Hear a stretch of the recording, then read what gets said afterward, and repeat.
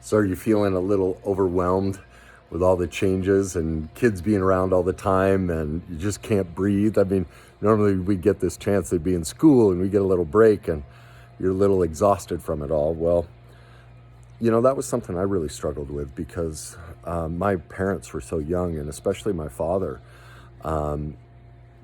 He just really couldn't spend time around us when he was younger. He was so overwhelmed with the responsibility. And so I grew up with a sense of always feeling like my dad just didn't want me around. And I ended up really doing the same thing with my kids until I learned this one secret that really changed my life as a parent. And so much of parenting is about when we feel chaos and we're just like at our wits' end, we want to control our kids and get them to stop. Just stop. Whatever you're doing, just please stop, right? And really what's happening in us is we're feeling powerless, and that fear and powerlessness inside of us, when we're that out of control, it gets transferred right into our kids. Well, the more powerless our kids feel, the more needy they feel, and the more they want us to fix it for them. Well, the solution to that is to turn everything into a question. In other words, it empowers us by placing the responsibility on them. And then they gain power, so they settle down. So like this was something bedtime, like bedtime's a nightmare. I don't care what's going on, right?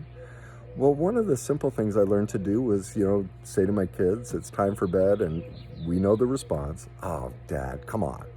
I don't want to go to bed. Please, please, please. And I'd give them an option. Yeah, I totally understand that you don't want to go to bed. Like first I'd empathize with them. Like, yeah, I can understand that. Bedtime isn't always the best, but it is time for bed. It's the best thing for you. So I'll give you a choice. You can either walk to your room or I can pick you up and carry you. And almost always they'd start to argue. And I would ignore the argument and I'd go, okay, so it sounds like you've decided you want me to pick you up and carry you. In other words, don't get sucked into the powerlessness of the fight. You're the parent. You don't have to, justify why it's bedtime. And so I just, with a big smile, I'd go, oh, okay. So it sounds like you want me to pick you up and carry you. Well, I love carrying you. And I'd walk over, scoop them up, big smile on my face, and they're kicking and screaming and all of that. But do you see how that gives them a choice? And what I found was over the next, once I started doing that, all of a sudden they'd get a little, they'd be upset, but they go, oh, fine, I'll just walk into my room. Bingo. They've made the choice. They feel empowered. And all of a sudden bedtime got a lot easier. So think through that. If there are parts in your day where you're feeling incredibly powerless and the kids are going crazy, instead of demanding a behavior, see how you can turn it into a question with options that work within your morals and values and how you want to teach them to grow up.